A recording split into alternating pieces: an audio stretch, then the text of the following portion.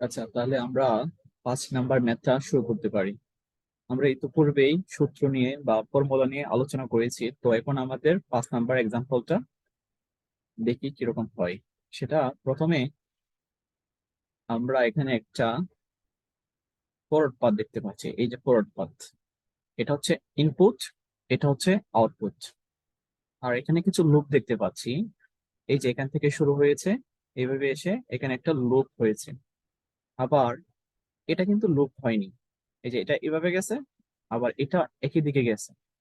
ঠিক আছে, একই বিন্দুতে উৎপন্ন হয়ে একই বিন্দুতে ফেরত আসেনি। তাহলে এটা লুপ না, এটা আছে কিসে? প্যারালালে। আমরা একটু আগে যে সূত্রটা দেখেছিলাম,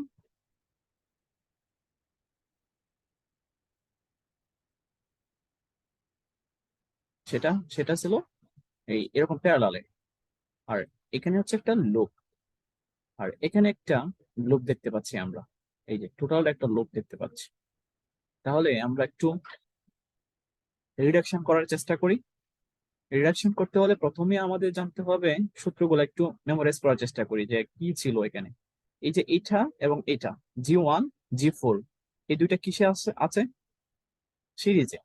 আমরা একটু আগে দেখেছিলাম এই দুইটা আছে সিরিজে। তাহলে সিরিজে থাকলে এই গেইন গুলা, এটাকে বলা হয় গেইন। G1 G4 গুলা কি হবে? গুণ হয়ে যাবে। G1 G4 গুণ হইলে এই দুইটা মিলে একটা ব্লক হবে।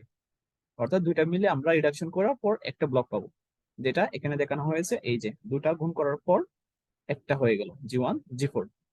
তার মানে এই দুইটার পরিবর্তে এখন আমরা এই একটা লিখতে পারবো এখানে। আর এখানে দুইটা কি আছে? প্যারালালে আছে। প্যারালালে থাকলে কি হয়? যোগ হয়। এই যে এইটুকুকে এখানে দেখানো হয়েছে আলাদাভাবে, এখানে আলাদাভাবে দেখানো হয়েছে যে প্যারালালে থাকলে কি হয়? যোগ হয়। তাহলে এই দুইটার পরিবর্তে এখন আমরা এই একটা লিখতে পারবো। আর যখন দুইটার কাজ শেষ হয়ে যাবে তখন এই যে সামিং পয়েন্টটা, এটা ভ্যানিশ হয়ে যাবে, মানে এটা থাকবে না। তখন শুধু একটা একটা ব্লক হয়ে যাবে। তাহলে আমরা এই দুইটার পরিবর্তে লিখতে পারি G1 G4, আর এই দুইটার পরিবর্তে লিখতে পারি G2 + G3। আচ্ছা, তাহলে পরের স্টেপ, পরের স্টেপে আমরা, আচ্ছা এখানে একটু শর্ট করে দেওয়া আছে। তাহলে এই যে এখানে এখানে আমরা কি লিখতে পারি? এখানে লিখতে পারি G1 G4, আর নিচে থাকবে শুধু H1। এই যে G1 G4, নিচে থাকবে শুধু H1। অর্থাৎ আলাদাভাবে এই ব্লকটাকে লেখা হয়েছে এখানে, যাতে বোঝার সুবিধার্থে। তাই এই যে এখানে একটা কি হয়ে গেছে, এখানে একটা লুপ, বা এখানে একটা যেটাকে বলে ফিডব্যাক লুপ, এই ফিডব্যাক লুপ হয়ে গেছে। তাহলে ফিডব্যাক লুপের সূত্রটা কি বলছিলাম আমরা? যে ফিডব্যাক লুপকে ইলিমিনেট করতে হইলে, বা ফিডব্যাক লুপকে আমরা যদি একটা ব্লকে নিয়ে যেতে চাই, তাহলে কি সূত্র ফেলতে হবে? জি G/1 ± G/H। তাহলে এখানে এটা হচ্ছে জি, এই ব্লকটার যে গেইন থাকবে সেটা হচ্ছে জি, এবং এটা হচ্ছে এইচ।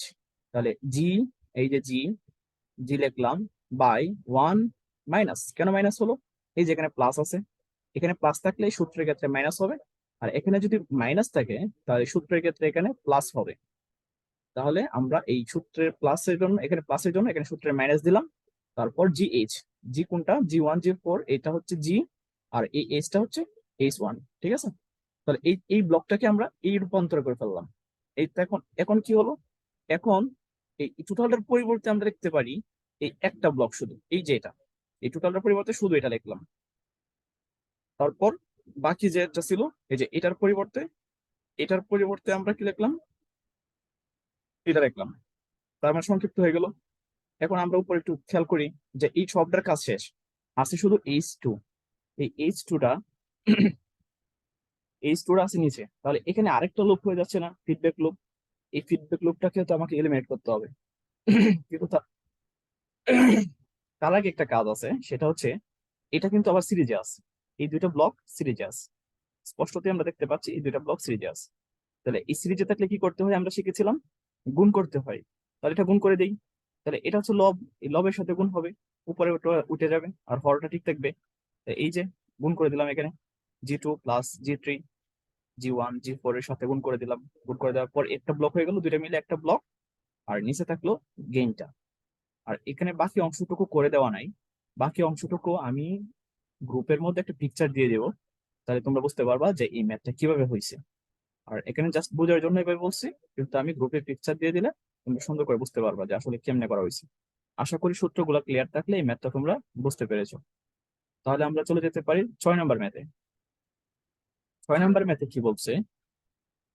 6 নম্বর ম্যাথে একটা চিত্র দেওয়া আছে এবং এখানে বলা আছে যে ব্লক ডায়াগ্রামটাকে, এই ব্লক ডায়াগ্রাম থেকে transfer function, open loop transfer function, feed forward transfer function, এগুলো বের করতে হবে। এখন এগুলো যদি বের করতে চাই তাহলে আমার সূত্রগুলো মনে রাখতে হবে। মনে আছে এই সূত্রগুলো কি? একটু মেমোরাইজ করার চেষ্টা করি যে ওপেন লুপ ট্রান্সফার ফাংশনটা কি ছিল? ওপেন লুপ ট্রান্সফার ফাংশন ছিল G H. Feed forward transfer function কি ছিল? শুধু জি। তারপর কন্ট্রোল রেশিও কি ছিল? জি বাই 1 ± GH। ফিডব্যাক রেশিও কি ছিল? এভাবে সূত্রগুলো মেমোরাইজ করার চেষ্টা করবো।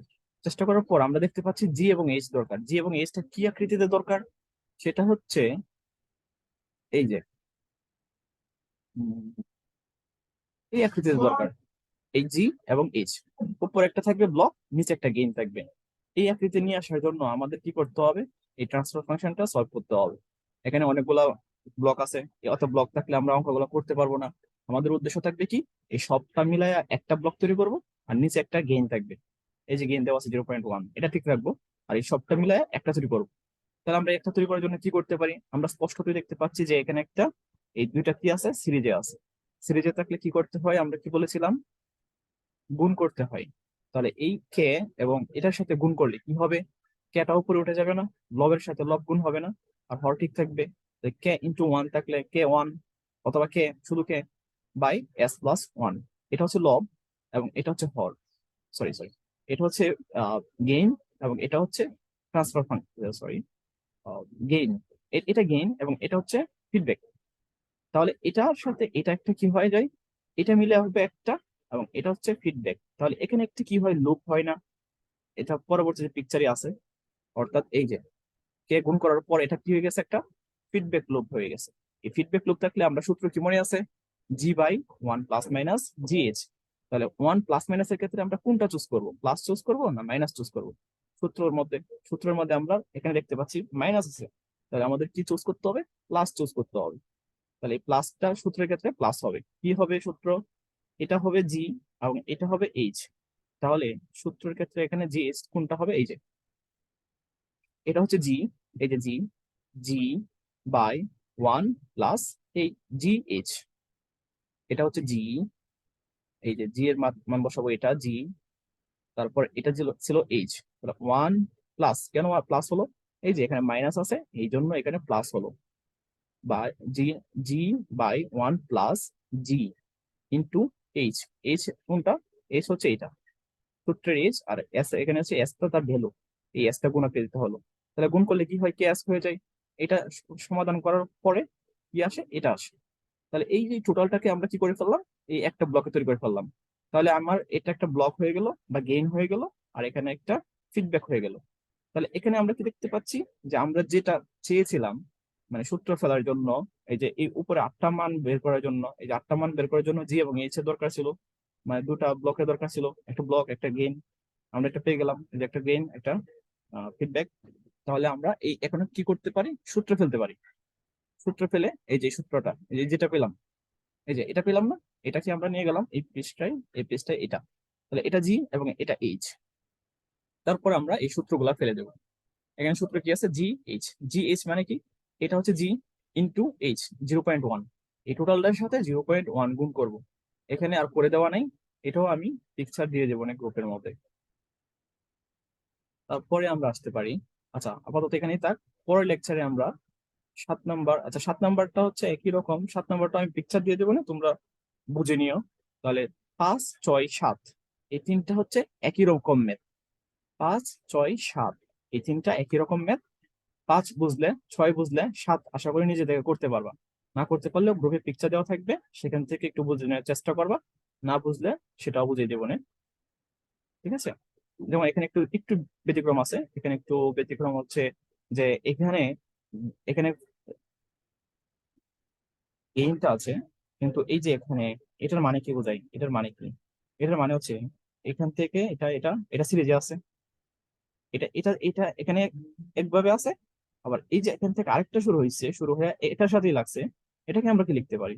এটাকে আমরা এই যে এখানে নিয়ে লিখতে পারি। তার মানে সিরিজে থাকলে এই দুটো আমরা সিরিজ করে দেব। এই দুটো সিরিজ করে দেওয়ার পর কি করব, এটার সাথে ট্রান্সফার ফিডব্যাক লুপ করব। তারপর আবার এটা থাকবে, তখন আমরা কি করতে পারি, এটাকে আমরা এই যে এই পয়েন্টটাকে এই সামনে নিয়ে নিতে পারি, তারপর এটা নিয়ে আসতে পারি, এই পাশে সিরিজ করতে পারি। এটা অনেকভাবে করা যাবে, তবে এটা চেষ্টা করবা, না করতে পারলে আমরা করে দেবো এটা। তো পরবর্তী লেকচারে আমরা আলোচনা করব ব্লক ডায়াগ্রাম রিডাকশন নিয়ে। এখন আমরা ট্রান্সফার ফাংশন নিয়ে আলোচনা করেছি। ব্লক ডায়াগ্রাম রিডাকশন থাকবে 8, 9, 10, 11, 12। এই 5টা ম্যাথ থাকবে হচ্ছে ব্লক ডায়াগ্রাম রিডাকশন পদ্ধতিতে।